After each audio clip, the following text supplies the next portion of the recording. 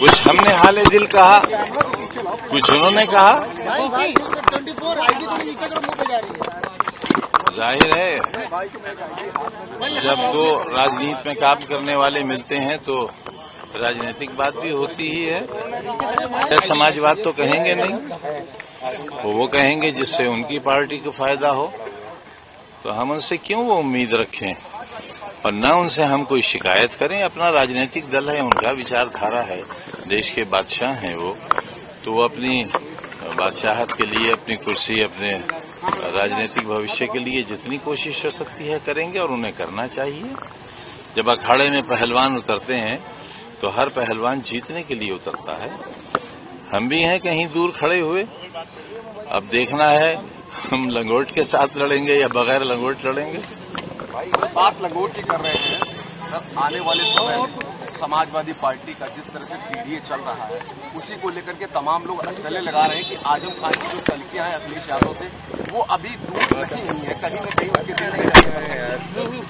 बेटा दिल्ली कहाँ रह गया, दिल्ली कहाँ रह गया। अगर कभी सुन लोगे तो आपके कई बंधु रोते हुए बाहर निकले हैं मेरे ड्राइंग रूम से और सड़क पर जाकर भी रोते रहे हैं, आप सुन नहीं पाओगे। बगैर दिल के काम कर रहे हैं अब तो हम।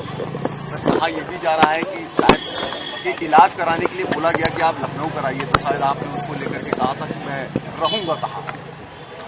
बार मिनिस्टर था, जेड श्रेणी की सुरक्षा थी और मेरी बीवी उस वक्त एसोसिएट प्रोफेसर थी और हम दोनों ने एक शराब की दुकान लूटी थी। देखिए हमारे कारनामे तो देखिए आप, हम दोनों ने मिलकर एक शराब की दुकान लूटी थी और बोतलों के अलावा 16,900 रुपया गल्ले से भी लूटा था।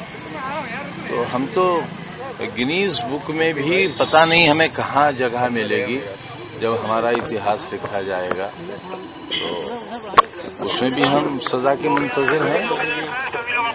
सर आपके ऊपर एक किताब लिखी गई है, जेल का जिक्र किया गया है, इमरजेंसी से लेकर के अब तक जो सीतापुर जेल में रहे थे उसका भी पूरा जिक्र किया गया है, पूरे वहाँ के दास्तान लिखा गया। पता नहीं, अभी तो मालूम नहीं।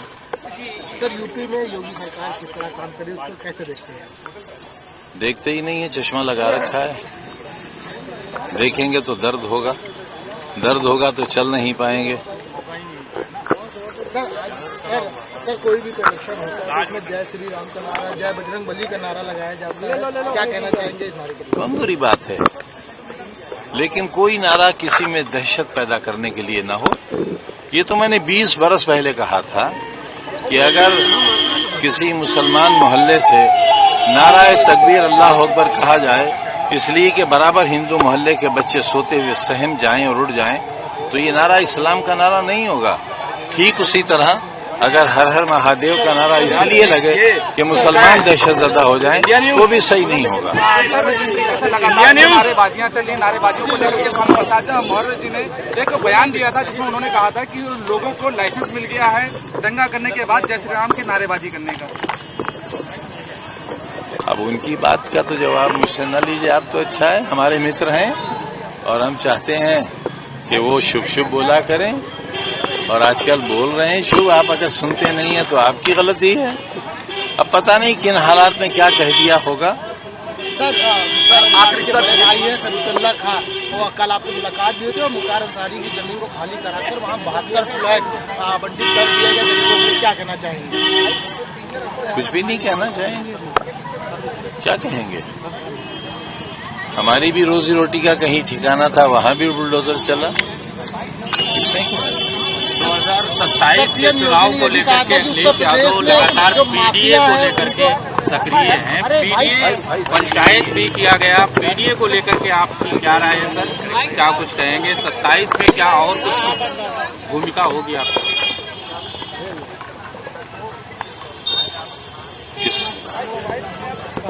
मैं